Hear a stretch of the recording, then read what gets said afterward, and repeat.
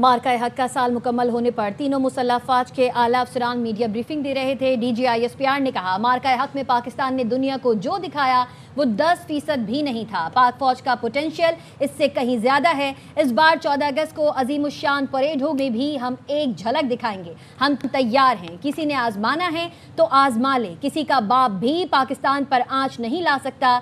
DGISPR lieutenant general Ahmad शरीफ चौधरी ने news conference में मजीद कहा, मार्का हक में अफवाज पाकिस्तान कौम की उमंगों पर पूरा उतरी और अपने से कई गुना बड़े दुश्मन को शिकस्त दी। भारत ने तवील अरसे से बयानिया बनाने की कोशिश की कि पाकिस्तान दहशत गर्दी करता है, लेकिन भारत ने जो बयानिया बनाया था वो जमी बोस हो चुका है। भारत का दहशत गर्दी का ड्रामा हमेशा के लिए दफन हो गया। भारतीय फौज का प्रोफेशनलिज्म देखें, ये सिंदूर से निकल ही नहीं पा रहे हैं। भारतीय मर्द फौजियों को कौन से सिंदूर लगवा रहे हो? सिंदूर से निकल भी जाओ, कोई मर्दाना नाम रख लो। DGISPR लेफ्टिनेंट जनरल अहमद शरीफ चौधरी ने तंजिया वार की और कहा कि भारत में हिंदुत्वा सोच के बाइस मुसलमानों समेत कोई भी अकलियत महफूज नहीं है। बिल्कुल, मार्का हक में भारत को शिकस्त दी तो इस्लाम का नाम नेहाद दावेदार अफगानिस्तान का खुद साख्ता वज़ीर ख़ारजा भागा भागा भारत गया, ऐसा कहना था DGISPR का। उन्होंने ये भी कहा कि भारतीय हुकूमत ने नाम नेहाद अफगान रजीम को बुलाया और कहा कि आओ हम तुम्हारी मदद करते हैं। फितनाल खवारिज और फितनाल हिंदुस्तान के दहशतगर्द मासूम लोगों और बच्चों को शहीद कर रहे हैं। DGISPR ने मजीद कहा कि हम फितनाल खवारिज और फितना हिंदुस्तान के ठिकानों को टारगेट कर रहे हैं और फ़ख्र से दिखाते भी हैं। अक्टूबर में ऑपरेशन ग़ज़ब लिल हक शुरू हुआ तो दहशत गर्दी के वाक़यात में कमी आना शुरू हुई। उन्होंने ये भी कहा कि ज़माना अमन हो या जंग, खुद मुख्तारी पर कोई समझौता नहीं करेंगे। मार्का हक का 1 साल मुकम्मल होने पर पाक फ़ौज के पोटेंशियल के हवाले से जो कार्रवाइयाँ की गई उस हवाले से आगाह किया गया और उन्होंने बताया कि किस तरह से मार्का हक बुनियादन मरसूस का आगाज़ किया गया और किस तरह से उसे पाया तकमील तक पहुँचाया गया।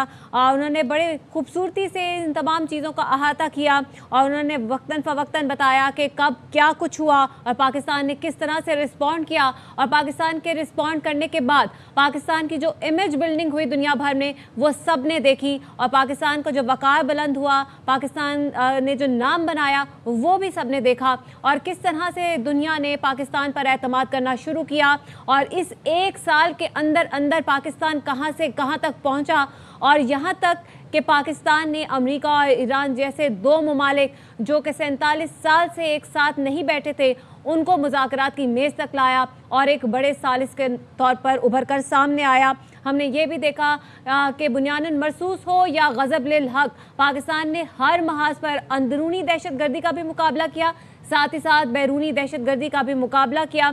इस हवाले से उनसे जब ये बात की गई और जब पूछा गया कि क्या इस तमाम चीज़ों के बाद अब पाकिस्तान के पास ये पोटेंशियल है कि मकबूजा कश्मीर का जो मसला है वो हल हो सके, जिसके बाद बड़ी खूबसूरती से उनकी जानिब से ये जवाब दिया गया कि मकबूजा कश्मीर के जो अवाम हैं वो फैसला कर चुके हैं और जल्द उनका फैसला सामने भी आएगा। इसी पर बात करने के लिए हमारे साथ मौजूद हैं ब्रिगेडियर रिटायर्ड वकार हसन साहब। वकार साहब, बहुत शुक्रिया हमें अपना वक्त देने के लिए। DGISPR ने मार्का हक का साल मुकम्मल होने पर प्रेस कॉन्फ्रेंस की और उन्होंने कौम को मुबारकबाद भी दी। मार्का हक में पाकिस्तान ने भारत को मुंह तोड़ जवाब दिया, भारत का गुरूर खाक में मिलाया और मोदी का तकब्बुर जो है वो मलिया मेट कर दिया था और भारत के पाकिस्तान के खिलाफ दहशत गर्दी के बयानिए को भी नेस्तो नाबूद कर दिया था। मार्का हक में जिस तरह भारत को शिकस्त हुई और ये बात कौम का बच्चा बच्चा जानता है, भारत ना उस वक्त अपनी जारहियत के सबूत पेश कर सका पाकिस्तान के खिलाफ और ना अब वो सबूत पेश कर सका है।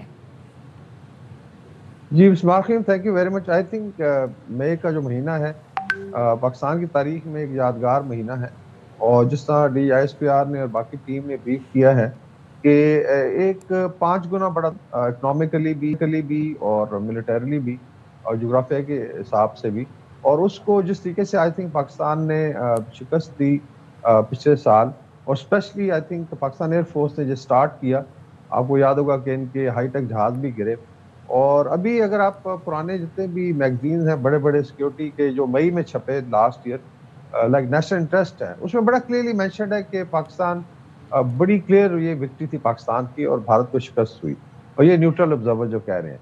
बाकी भारत ने बड़ा प्रोपेगेंडा किया, आपने देखा पूरा 1 साल हो गया संदूक 2 की बात हो रही है लेकिन ये स्टार्ट नहीं कर सके, ना इनकी औकात है और ना उनमें विल है। और बाकी आई थिंक उसी के समरात फिर आप आगे देखें कि पाक सऊदी डिफेंस एग्रीमेंट है, साफ ज़ाहिर है پاکستان کی ایک ملٹری کریڈیبلٹی نظر آئی. ابھی بات ہو رہی ہے پورے خطے میں Pakistan as a security stabiliser and net security provider, اور آئی تھنک ٹریننگ کے لیے پھر ہمارے جو ویپن سسٹم ہیں ان کے لیے بہت زیادہ آرڈرز آئے. آذربائیجان ہے, افریقہ ہے, نائجیریا ہے, ایون شاید بنگلہ دیش. تو یہ انڈیکیٹ کرتا ہے کہ پاکستان نے جو اپنا لوہا منوایا تھا وہ بالکل ایک سچ ہے, اور بھارتی میڈیا جتنا مرضی ڈینائی کر لے کوئی ان کی بات نہیں سن رہا. اور شاید یہی وجہ ہے کہ اس سال اسی کا ثمرات ہے کہ ابھی پاکستان امن کا سینٹر بنتا جا رہا ہے, اور جو گلوبل ڈپلومیسی میں پاکستان نے اچیو کیا ہے, اسپیشلی جو لیڈرشپ ہے ہماری field marshal Syed Asim Munir, then of course Shehbaz Sharif صاحب, دونوں سائڈیں, تو یہ آئی تھنک اسی کے ثمرات ہیں.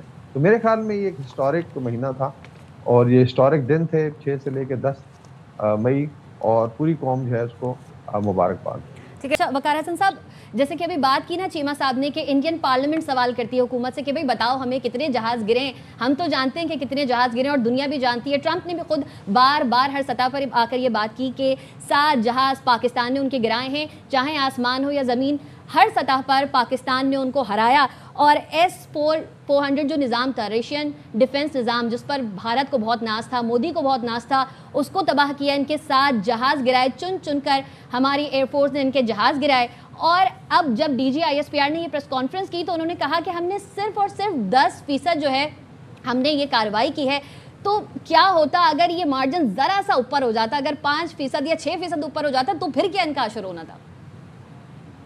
کہتے کہ اگر اپرچونٹی دیکھیں تو اس وقت تھی, لیکن صاف ظاہر ایک ریسٹرینٹ رکھا گیا تھا, اور اس میں جو ایئر فورس کلیم کرتی ہے کہ کوڈ ہیو بین 30 سے 40 جہاز بھی گر سکتے تھے, بیکاز آپ کو پتہ ہے کہ اس وقت تقریباً 80 سے 100 جہاز بھارت کے تھے فیلڈ میں, اور 40 پاکستان کے, 45, لیکن ایک ریسٹرینٹ تھا تاکہ چیزیں جو ہے کنٹرول میں رہیں.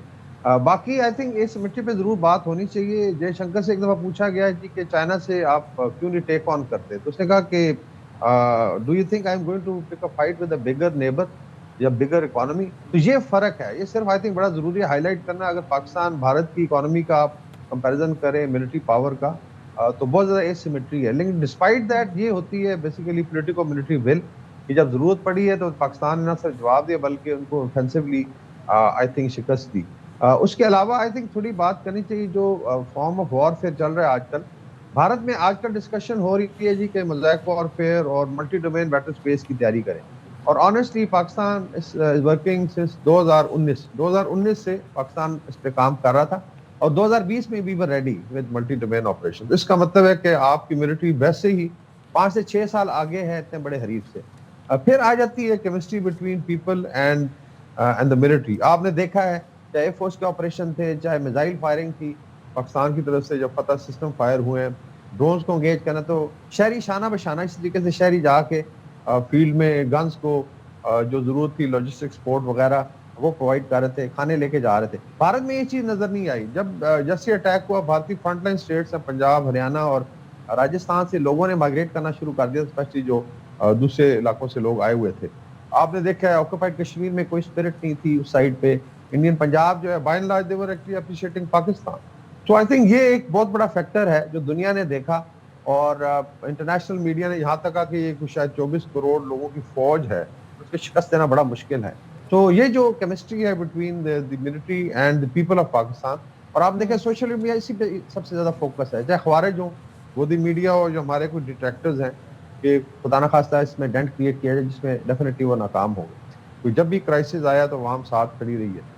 پھر آ جاتا ہے کہ جو انٹرنیشنل لیٹس سے وال ڈاگز ہیں وہ کیا کہتے ہیں اس کنفرنٹیشن کے بارے میں. میں نے مینشن کیا بیسیکلی نیشنل انٹرسٹ میگزین ہے, جو فورن افیئر میگزین ہے امریکہ کا, Washington Post, New York Times, انہوں نے بڑا I think with in 1 week of this war اداریے لکھے, مضمون لکھے کہ پاکستان کی بڑی کلیئر وکٹری تھی. پھر پریزیڈنٹ ٹرمپ نے اس کو انڈورس کیا ہے. بات صرف یہ ہے کہ بھارت کے کہنے سے یا گودی میڈیا کے کہنے سے جھوٹ یا سچ نہیں ہو سکتا, اور جتنا مرضی یہ کرتے رہے. اور شروع میں ان کے ملٹری کمانڈر کے منہ سے نکلی چیزیں, بعد میں خیر ان کو شٹ آف کال دی گئی. لائک جنرل چوہان نے ایکنالج کیا, اور جہاں تک ایکنالج کیا کہ 3 دن ہم نے فلائی نہیں کیا. تو جسٹ امیجن کہ یہ 3rd یا 4th لارجسٹ ایئر فورس کہلاتی ہے دنیا کی, یا کہتے ہیں ان کی حالت تھی کہ دے کوڈنٹ فلائی. تو یہ سارا آئی تھنک اگر آپ کمپریہنسو جائزہ لیں تو اس میں پاکستان کی کلیئر وکٹری. اس کے علاوہ ایک کوشچن فار انڈیا अगली लड़ाई में जो इनके अपने deputy chief of army staff ने मेंशन किया था कि thanks God our commercial areas were spared this time, because Pakistan ने, आपको याद होगा, मिलिट्री टारगेट्स एंगेज किए। तो अभी 1000 टारगेट की एक लिस्ट फिर रही है मार्केट में।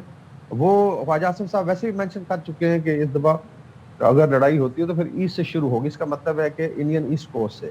तो इंशाल्लाह कैपेबिलिटी है पाकिस्तान की, या आर्मी हो, एयरफोर्स, नेवी, और फिर रॉकेट फोर्सेस कमांड अभी नई हमारी बनी है, and they are already. Cyber space command भी आपकी जो है एयरफोर्स के अंदर जो काम करती है वो बड़ी इफेक्टिव है और बड़ी सिनर्जी है।